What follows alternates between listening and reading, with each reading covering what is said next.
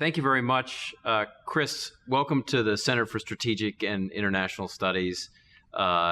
You're now the director of the National Counterterrorism Center. Congratulations. Thanks, Seth. And what I'd like to do is start off by going backwards into history. You've got a really distinguished career, including on the ground. You were a member of 5th Group Special Forces. You served in Afghanistan, among other places, worked in the Pentagon in special operations and counterterrorism. But if you go back particularly to your Special Forces days, as you look back on them now from your current position, what do you take from your experience there that has been valuable in dealing with terrorism and the way terrorist groups operate, as well as countering them, so the counterterrorism component? Thanks, Seth. Dr. Jones. You'll always be Dr. Jones to me. Just before we get started with that's a great question, but I really wanted to thank you for having me out here. We've worked together a long time, and I always hold you up as kind of an archetype for what we want in a national security professional. Not only extremely well educated, but you've also been a practitioner, the way you've kind of gone overseas, and we've worked together in the past. And I just you are what exactly we need, and your experience and your insights are just so valuable to all of us. I also just wanted to recognize your boss, Dr. Hamre, who we've had us in a couple times for off the record conversations, and he always ends with a kind of a shout out to the civil servants and the nobility of civil service. And, I represent about 1,000 civil servants right now in the intelligence community that are a testimonial to what he's talking about. So thanks for doing this. Interesting question. I don't like to talk about myself. However, you asked the question, and I guess that's kind of what I'm supposed to do today. I was a Special Forces officer. I was always what was called an unconventional warfare. That was my specialty, versus direct action, which is what we typically think about in counterterrorism, where you're kicking down doors, you're taking people out of buildings or killing them. I've done both, but my passion was in unconventional warfare, which is what we call a subset now of irregular warfare, where it's kind of hard. It sounds cliche, hearts and minds, but really what we're talking about is competing for the population's loyalty. And when I came back into the business after retiring, I'd had a few years off. And honestly, the whole counterterrorism thing didn't really impress me that much. We had this cliche of, it's mowing the grass. And I came back in and I looked at it from a different perspective. And I realized how successful we've been as a country and as an enterprise since 2001. We created this enormously proficient strategy and capabilities. And I had to look at it a little differently, because I'd always kind of look down my nose at the counterterrorism forces. Like, how hard is it? You go in a door, you go left or you go right, or you cut down the middle. It's kind of like not that. For me at the time, it was not that horribly complicated. I realize now that we've been enormously successful. The experiences I had, I think I'm the first person, someone asked this the other day, I think I'm the first person of the generation that actually was there in Afghanistan in 2001. And now as a field commander, I was a company commander, I was in the field, I was in the street.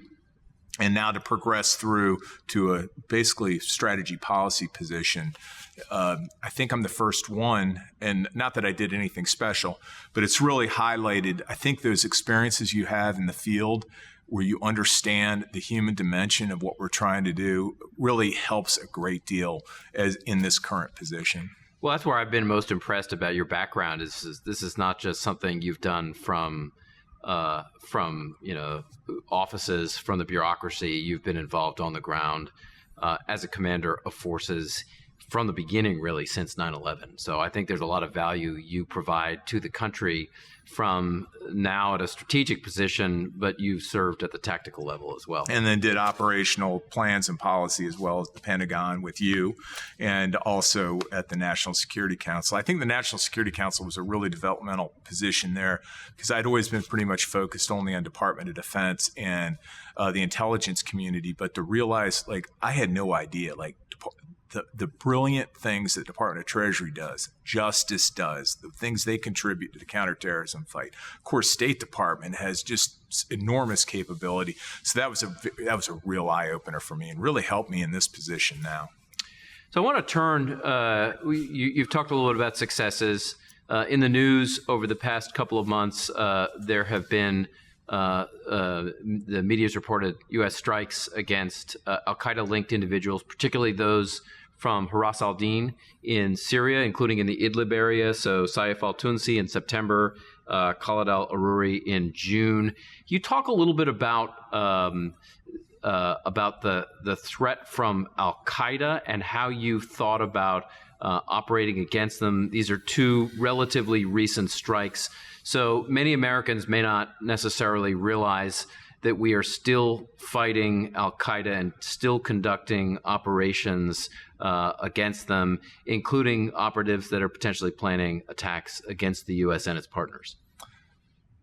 Al-Qaeda started this war. We're still at war. It's kind of bittersweet in some ways because the American public, it's not in the daily news every day like it was earlier. I kind of use that, though, as a measure of the effectiveness that we've had, that it's no longer the national security priority like it was for, probably 14-ish years.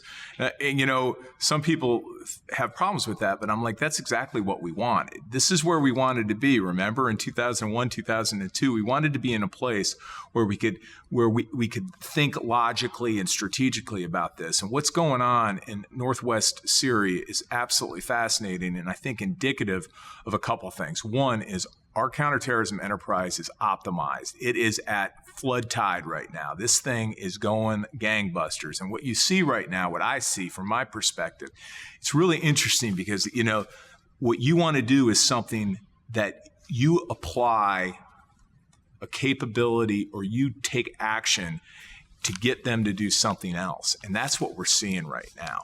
And I'm sure Sun Tzu has some line about, the acme of skill is separating your enemies and have them fight each other. If they don't, we probably need to come up with that ourselves. We could do that. Yeah, we could. Yeah. Maybe we could market that. Maybe we could brand that and for CSIS. I don't want any funds from that, but if that's what CSIS does. But that's what we're seeing right now is that they're coming undone. And this is the challenge with our current structure is the intelligence community looks at it and they have to have certain criteria. But I think that's something operational side or those in the operations side bring. You can feel what's happening with the enemy. I'm telling you, Dr. Jones, I feel the enemy's coming undone right now. Our strikes against Al-Qaeda senior leadership, this was all by design. Everybody kind of thinks this was a haphazard, like, oh, we just kind of ad hoc, we stumbled into this. I brought up mowing the grass as what I used to think. That's not it. This is a purpose-built campaign. And right now, it is absolutely optimized. What's been most impressive in northwest Syria is our forces have had to do innovative new things to get at the enemy that has been absolutely breathtaking. And as you noted, it's been extremely effective. Al-Qaeda right now, I got to tell you, Seth, they're not in a good place. Now, the thing is, obviously, you know how dangerous it is to say that. We've talked about this before. Like, what if they attack again? They're going to attack us again. That's not the point. The fact is they cannot apply mass combat power against us and put in cataclysmic attacks. So if you look at Al-Qaeda, and we'll move to other groups in a moment, if you look at Al-Qaeda, they're still around in smaller numbers in Afghanistan. There's a UN report from a couple of months ago that argues that they still have relationship with the Taliban in that country. We still have Al-Qaeda in the Arabian Peninsula. They appear to have been involved in the attack in the U.S. in December 2019 by the Saudi national. There's Al-Qaeda involvement in West Africa. How would you say right now, what is Al-Qaeda looking more broadly than just the Syria Idlib area where we started? I think if you're an Al-Qaeda operative in Afghanistan, Pakistan, all you're doing right now is trying to stay alive. You're not long-lived if you come up in the net in any way, shape, or form. 8Q in the Arabian Peninsula, that's another fascinating thing. They're having squabbles with the Houthis, the ISIS elements there. They're all fighting each other right now. I'm very, very interested in, I guess my greatest concern, other than acquisition and use of weapons of mass destruction, is what's going on in West Africa is concerning. Obviously, Shabab in Somalia, we can't take our eye off of. I think they're in a little different place right now, too. However, they have the intent to, attack us or attack Western interests. What I see in West Africa, though, is they've learned their lessons well, and they're innovative. And I've really, that's probably the place that concerns me the most. I'd highlight, we set out to do three things, right? Harden our borders, go overseas and trip the enemy, take away their safe havens. And three was to transition to a partner-led, U.S.-enabled, as opposed to current U.S.-led, partner-enabled. I think what we're seeing in West Africa is the template for the future. The French are taking lead. Brits are over there. The Defeat ISIS coalition, a lot of them are there. EU's there. NATO's there. I think what we're seeing there is probably the template for going forward. A lot of people are like, it's worse. There are more Al-Qaeda and ISIS groups than there were in 2001. I'm like, obviously, we allowed the largest terrorist army in the history of modern history to be created in 2011-12 when we left Iraq prematurely. But with the disaggregation where they're all localized, that's what we want. Well, it also doesn't look like that they're plotting attacks against the U.S. homeland from West Africa at this point anyway. Right. So if you're trying to prioritize where we should be most concerned, and we're hitting targets in Idlib because there is a potential threat from areas like that into the West. I think part of this question that you must have to deal with is where do you also prioritize where the U.S. should and should not be? And some of that I would suspect has to do with where we're seeing direct threats, external operations against the U.S. Yeah, I've got three lessons I've learned in this fight, and they're bumper stickers, so please excuse me. They're not academically rigorous. One is you have to maintain pressure on the terrorist networks so that they cannot create sanctuary. Now, the question is, how much is that and what's that look like? That's a good discussion. Number two is, don't let states fail, because like we saw in Somalia, I mean, it's going to take 30 years and hundreds of billions of dollars to get back to where you were before the state failed. And of course, the third thing is bad policy doesn't get better with age. And so what the concern is in West Africa is we have the potential kind of for all three of those things to merge. And we're back to now having to dig ourselves out of a hole like we did in Iraq, Syria in 2014-15. So, but the question that I struggle with and deal with our partners, our foreign partners, our interagency colleagues in the United States government is, what's that look like? And that's where we are right now, trying to figure what does that look like? That's a good problem to have, I'd argue. Yeah. Moving on just briefly to the Islamic State or ISIS. One of the things that we've done over the last year, the U.S. has done, is killed the leader of the Islamic State. In fact, I think there's a photograph of you with the president in the Situation Room around the time of the strike against Baghdadi. So just turning to that for a moment, and then we'll talk about the Islamic State more broadly. What went into the identification and the attack against Abu Bakr al-Baghdadi? And then the second part of that is what was the impact on the organization following his death? Do you want the intelligence community assessment or do you want my assessment? I'll take them both. I'll tell you what, man, that was an epic week. And the way that everything lined up, our counterterrorism forces with their partners have been working on this for ages, and it all came together. And I guess it was amazing to be there and realize the risk that was associated with the decision to fly into contested airspace. I can't remember how many aircraft went in, 8, 12, I can't remember.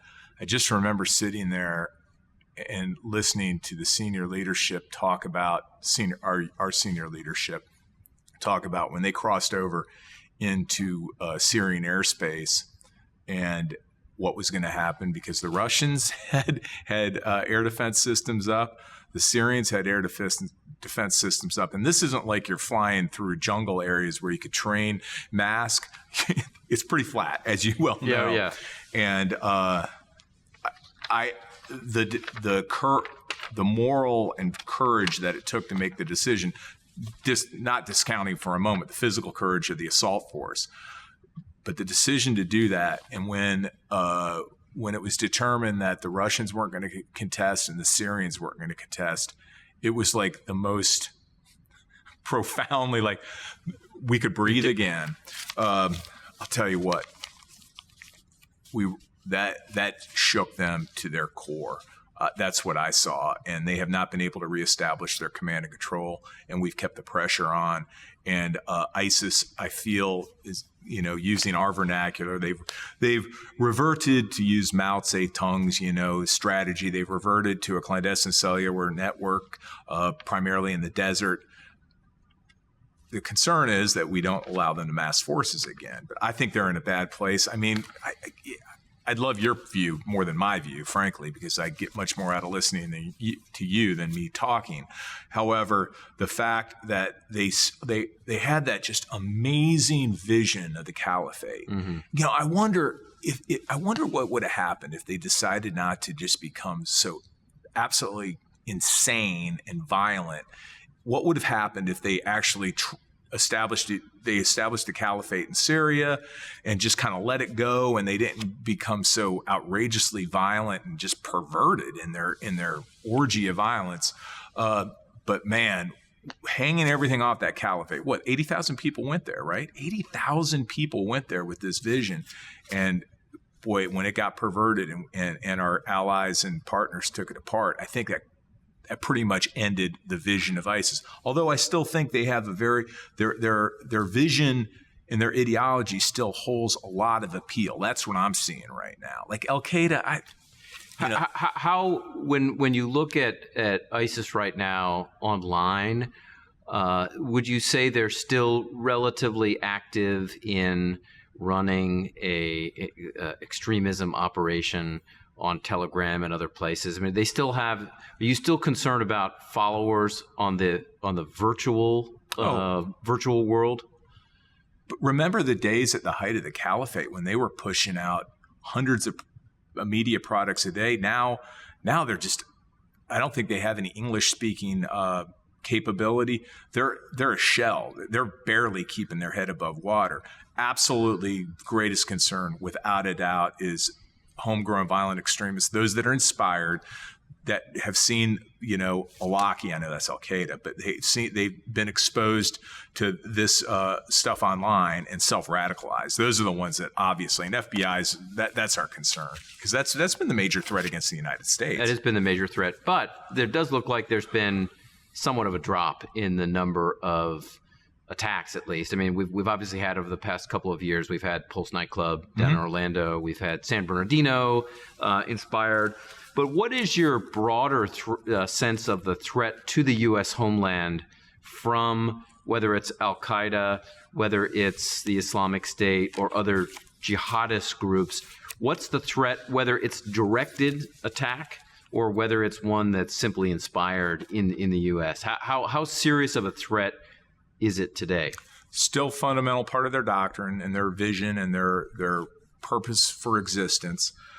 Obviously, I personally, I have my phone on me 24/7 waiting for, the alert that something's happened. Of course, COVID-19's caused problems because nobody's traveling right now. That's been a benefit to help us catch up on some stuff. But you have to be logical, and you have to take, and it's hard because of course it was the defining event of our generation, right? 2001, September 11th changed our lives, yours, mine, whole generation. So it's very difficult for us to say, hey, let's look at this logically. absolutely concerned about their ideology, terrified that they're going to have a major attack. Remember, it took 6 years to plan 9/11, and we could be in year 6 for the next great thing. I'm very concerned about that. But when you look at it, they have not been able to project combat power. Our strategy is working. They're on the run. They're disaggregated. They're just trying to stay alive, but they're still aspirational. And as you noted, the online space is kind of their key terrain right now. So very concerned about that. If you were sitting as the equivalent NCTC director in Europe, would you have the same assessment, or is your judgment that the threat is higher, at least in some European capitals? Absolutely, because we know they can project combat power into Europe. We know that. That major concern there. It's just a sidebar. There's some people, we're in great power competition in the United States right now. And that's all right. Counterterrorism is not that important. I'll tell you what, when I travel over there and I talk to my foreign partners, terrorism's still at the top of their list. Sure, if they're in Europe, they have to think about Russia. I get that. China, they're like, oh, yeah, unless you're in Asia. But terrorism's still a major priority for them. I wanted to turn to an issue. You brought up Russia, for example. I want to turn to the issue of state ties. The national security strategy, the national defense strategy have shifted the focus of U.S. national security to away from a major focus on counterterrorism. That's the way the NDS phrases it roughly, to state-based competition. So what many people do when they see that is they say we no longer care, or we no longer care as much about counterterrorism, and we want to focus on what the Russians, the Chinese, the North Koreans, and to some degree the Iranians are doing, particularly at the conventional level. But the reality, I think, and this is where I want to have a conversation about, the reality is when you look at the Iranians, RGC, particularly the Quds Force, is very active in working with Lebanese Hezbollah, very active in working with the Hashid al-Shaabi and the militia groups in Iraq and the Houthis in Yemen. The Russians worked closely with Hezbollah in Syria, including around Aleppo. They were a major component of the ground, of Russian ground operations in Syria. So the question here is, what is your sense about this? Is there a false divide between great power competition and counterterrorism? How much of there is actually an overlap that some of our adversaries, maybe all of them, are working or will likely work with terrorist groups in now and in the foreseeable future? I love that question. We talk about that and argue about it all the time. I get the sense, National Counterterrorism Center is supposed to be looking out a couple ridge lines. We're not supposed to be looking at the immediate threat, because we have people that do that in the intelligence community and the Department of Defense and with partners. I got to think if no one would let me write this piece because, I'm not a good writer, that. But I think where we are, if we project out 5 years, the highlights that you just noted, I think we're going to see. You never want to be like, we're going to refight the Cold War. I hate that too. We're not. Shame on us if we refight the Cold War. That's kind of astrategic. But I think we're going to see a greater connection. I think we're going to go back to the 70s and 80s where you had Baader-Meinhof, Red Brigades being supported by nation states. Remember we had East Germans, we had the Russians, Iranians, of course, not so much the Cubans, the Libyans. Remember those days. Seth, I got to tell you, I think that's what we're going to revert back to, where because we're not going to go force on force. That's ridiculous. Why would anybody fight as force on force? They're going to use these irregular tools and these irregular techniques to try to gain advantage on us. That's where I am. So what does that actually mean for the National Counterterrorism Center? Does that change the way you look or think or act? Do you migrate away from only purely the counterterrorism of the post 9/11 years? Do you start to integrate the relationship between states and non-state actors? Our Northern Star, of course, is the Intelligence Reform and Terrorism Prevention Act of 2004. Got to throw that one in there. So, we're very much bounded by our remit, which is terrorism, counterterrorism. There's talk, though, we've really mastered the ability to bring all these disparate information sources together, all these different capabilities together for not just planning, but for identities resolution, for looking at future threats. And it seems logical that we shouldn't throw all those things away. And the things that we've learned, a lot of them could be applied against other threat actors. Let's use counter-narcotics as a classic example. I mean, 71,000 Americans are being killed every year by illicit drugs being primarily coming in from south of our border. You know, one could conjecture the things that we've learned in the counterterrorism business, where we merge data and find opportunities, could be applied to other things. But that of course, will be a discussion for Congress and others. Yeah. Well, one follow-up along these lines is, and we talked about the Baghdadi strike earlier, the U.S. also targeted Qasem Soleimani, the head of the IRGC, Islamic Revolutionary Guard Quds Force, the paramilitary arm of the IRGC. And there's been some debate about what the impact has been on Iran, what the impact has been on the IRGC, Quds Force. There have been some that argue that his replacement, Ismail Khani, who was his deputy before that, has taken the organization in the same direction that it was under Soleimani. They're continuing to operate with sub-state actors in Lebanon, in Syria, in Iraq, and Afghanistan, and Yemen and other locations. There are some that have argued that it has impacted, at least at the operational and tactical level, and maybe even strategically, Iran. It's deterred them from conducting action. Where do you stand on the impact of Soleimani and what it's done, if anything, to the Iranians? Remarkable figure, wasn't he? I mean, truly charismatic, visionary, took an organization and really created this whole irregular warfare capabilities. Pretty, from just a strictly, professional sense, you have to kind of be like, wow, he got it. His elimination, I think, has been very detrimental to the Iranian regime. But they stole a march on us. You talked about Lebanese Hezbollah, what they've done. Remember, the Shia militant groups that they're supporting in Iraq are a direct result of our failure to maintain pressure on Al-Qaeda in Iraq when we withdrew in 2011. And so, that's exactly what we need to pay attention to. I find the Iranians, I think they understand, though. I get the sense they understand that if there's a line they can go up to, but if they cross that line, I mean, it's all hands on deck. It's going to be really, really bad. I know that's probably some deterrence theory thing. I don't know. It is. So I'm very concerning, and I think they still feel like they owe us payback for Soleimani, but we haven't seen that other than the missile attack into that happened right after. Yeah. Now, how about the Russians? There's been concern about the Russians. They have a relationship with Hezbollah. They worked. The Russians conducted strikes from aircraft and caliber cruise missiles from maritime vessels, and Hezbollah, among others, were on the ground in and around Aleppo.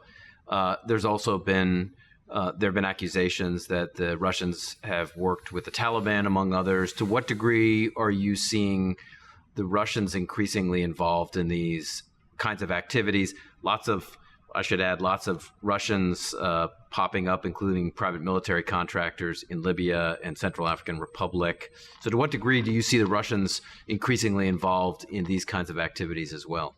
I find them crazy opportunistic. Not crazies opportunistic. I find them very opportunistic in seeing places where they can play a really, really bad hand at cards and try to get some benefits out of it. I think we saw that in Syria. Putin clearly has set up a competition within his own, services to see who can do more. So whether it's a monolithic approach or whether it's opportunistic, I dare say if you're working for Wagner, I probably wouldn't mass forces and go against Westerners or Americans if you're in Syria, because that had a very deleterious effect upon their force structure when they decided to challenge us. They lost about 300 Wagner Group contractors. But as you look at it right now, is there always a clear distinction between domestic and international? The reason I ask that is some of the groups that I just mentioned, or networks that I just mentioned, have people have relationships with others in Europe.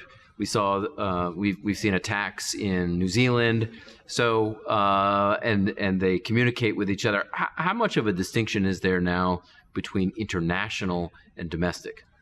I mean that's the, is it $68,000 question? Is that the right one? That was some TV show. It can be whatever you want to put on it. That's the big question that we are hyper focused on, that to determine, because our remit, FBI's got domestic, all the law enforcement. We support FBI, Department of Homeland Security, when requested.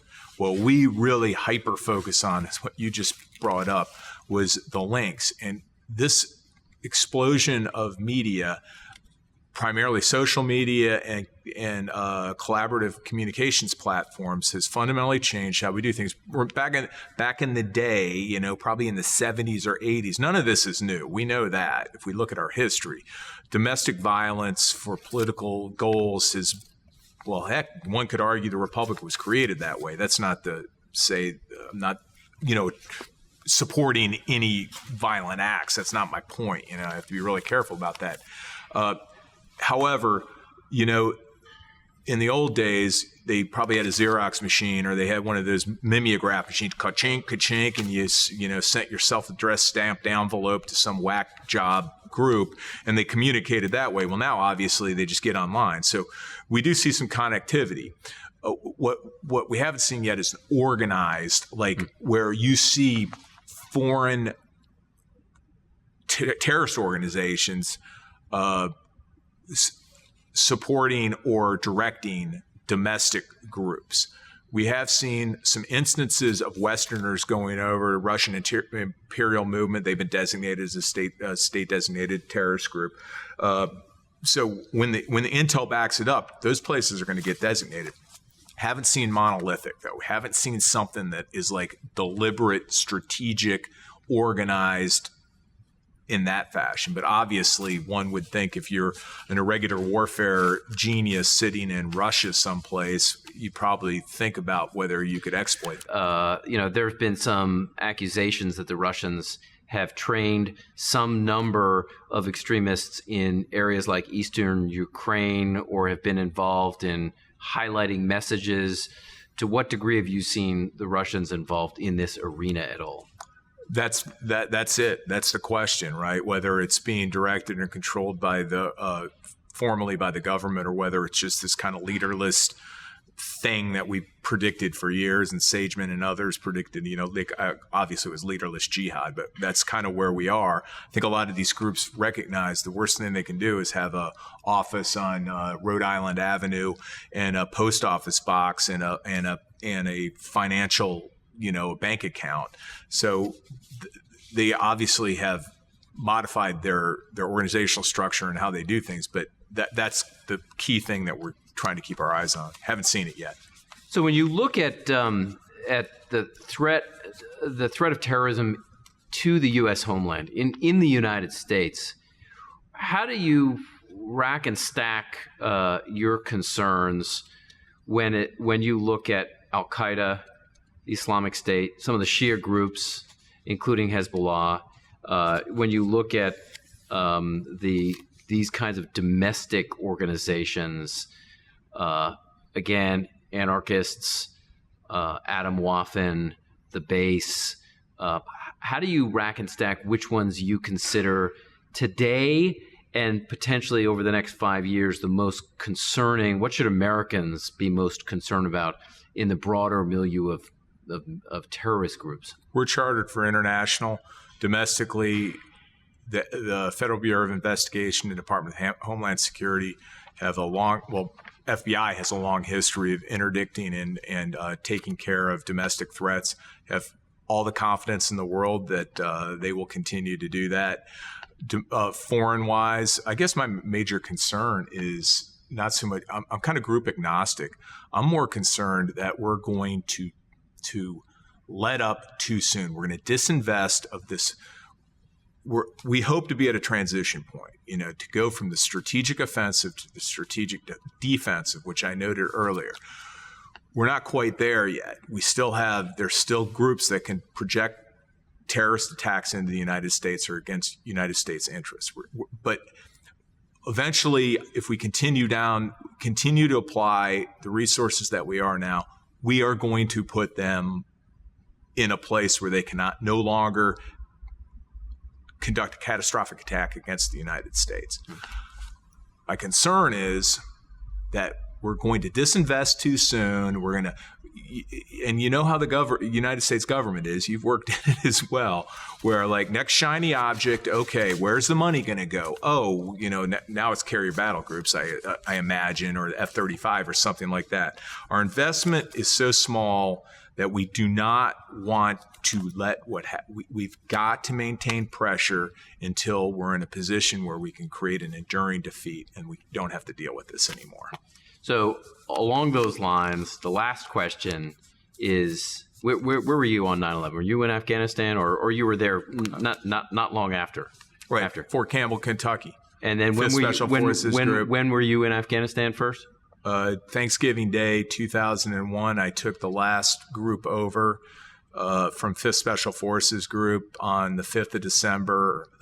We had a friendly fire incident in southern Afghanistan with Hamid Karzai was there, and I went in to replace the element that had been destroyed. So if you go back to that time period in November of 2001, and then you fast forward to today, would you say you'd be relatively happy where we are today in the protection of the homeland from the threat of terrorism? We're doing a pretty good job. I think we don't give ourselves enough credit. I think we owe it to the American people to give them an honest assessment. I can tell you I'm very comfortable and confident in what we've done. We talked, this is going to be a generational war. We all agreed that. The goal is not to be a multi-generational war. I think Al-Qaeda senior leadership will be destroyed soon. Their command and control cells in Tehran. I find that amazing, but we have to deal with what the situation. Like Saif al-Adil and others. Yeah, a Sunni-based insurgent group, Seth, is being hosted by their arch enemy. The enemy of your enemy is your friend. I'm glad you brought it in. I tried the Sun Tzu one, and then you brought in what is that? Is that Confucius or something? I don't know. If it's not, it should be. That was good. We can't. We've developed this world-class capability to protect us. They're going to be attacks again, right? It's inevitable. They just have what's that?